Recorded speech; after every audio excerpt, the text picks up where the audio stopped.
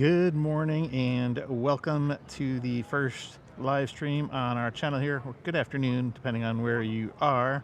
I am at an RV show today and not sure how long this live stream will last, but I wanted to do this somewhat as a test for next week. Actually, is Overland Expo Southern California.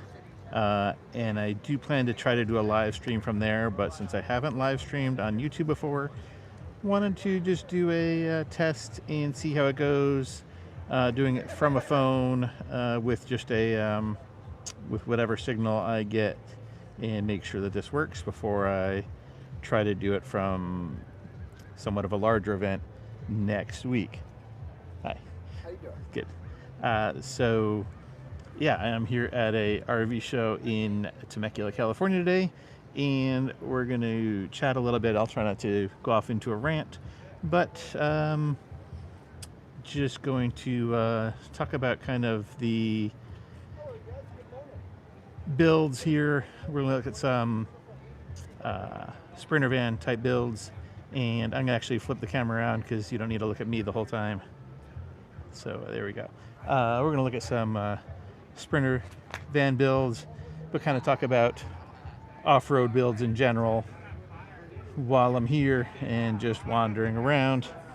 So actually, this is a Ram. Let's go over to this Mercedes Sprinter van and start there. Morning. And sorry about the sun glare. I'll try to move around as much as I can here and eliminate that. But yeah, while we're looking at this Mercedes Sprinter van, it is definitely suspension's been lifted.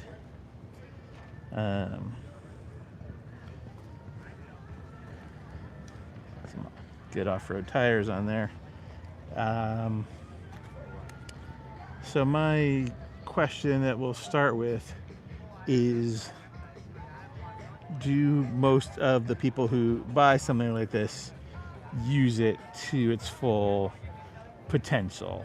Are they taking it places where you couldn't take something that isn't as expensive as this and isn't as well built as this? Definitely not knocking anybody who has a Sprinter van off-road build, but are they overbuilt and, overpriced? Again, not trying to knock anybody. If you have one and you use it, whether or not you use it to its full potential and you enjoy it, that's all that matters, is if you happen to have one. But let's see, we're gonna go background out of the sun glare,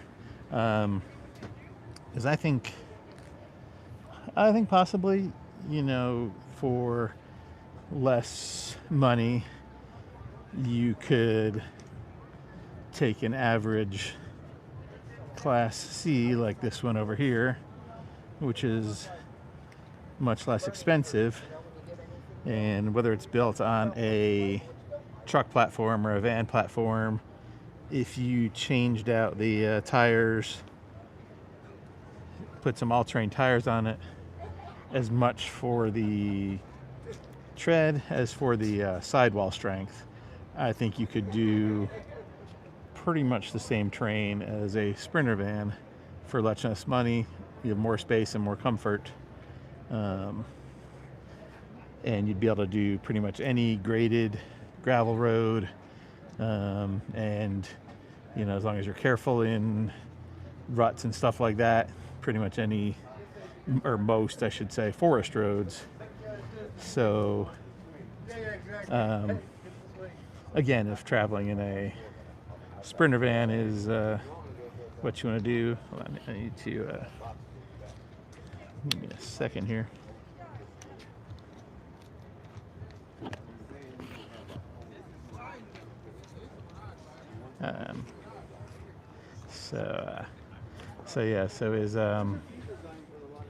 So is it really worth it? And that is going to tie in with kind of what I want to talk about here on the channel, the future of the channel, the future of our our next off-road rig that we've been searching for the last several weeks here on the channel. This is going to all tie into that. Eventually, I will get to the point. So let's let's take a look inside while there's nobody here. If you've never been in a Sprinter van, this one is set up. Usually the front seats will flip around so you can use them to enjoy the back. We've got a fridge, sink, countertop, microwave, storage up top.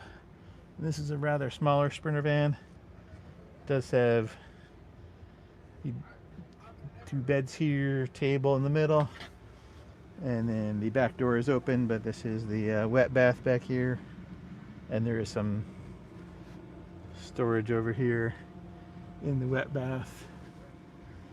TV there. So yeah, if you've never been inside a Sprinter van, this is what they look like.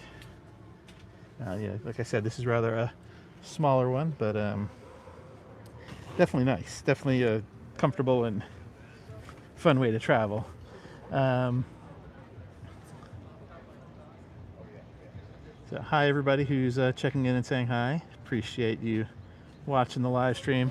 Again, this is my first time doing this on YouTube. I have live streamed some different things on Twitch before, but never live from an event like this. So sorry if I'm rambling, but just trying to, I will make a point eventually, like I said. Let's go over this. The Mercedes does not have a price on it, so not sure what that is, but this is the Ram. It is $99,995 show sale price. Just gonna scoot around here and get in the shade here. So bring this back around to the channel here. So we started our channel about 6 years ago, and it was very much inspired by content creators on YouTube that I watched during COVID shutdowns. And those content creators had some really nice, well-built rigs, and I didn't want to copy them. I wanted to kind of do something more on the average build side, not like overbuilt. We're going to go in this Ram while there's nobody here. Just going to set up a little differently. You have this bed, which probably folds out to a bigger bed, would be my guess. You got the kitchen on that side, and your wet bath over here by the back door, and storage on that side. This one also, the front seats do flip around. So again, very comfortable, fun way to travel. We are not, I will say, myself, my wife, our channel, we are not in the market for a van like this, but they're just fun to look at.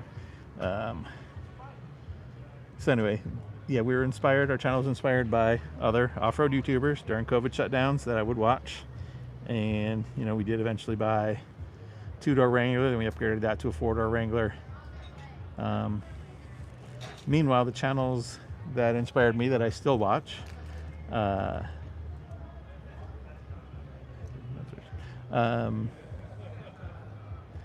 channels that I still watch, they have definitely evolved, and I will say that it's the evolution of the off-road industry in general, as well as the evolution of their channels and the evolution of the types of travel and the types of terrain that they want to take on.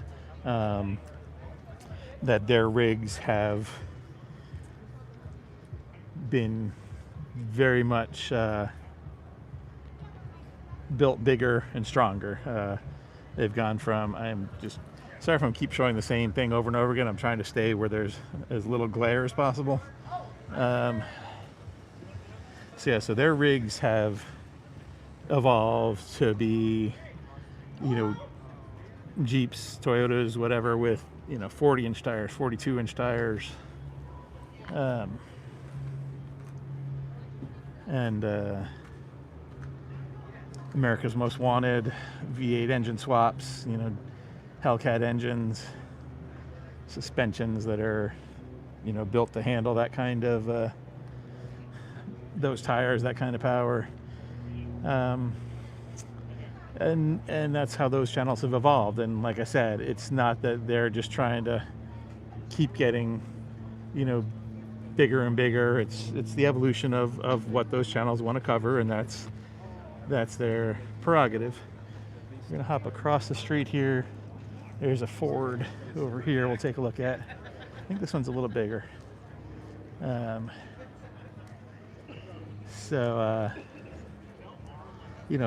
the direction those channels have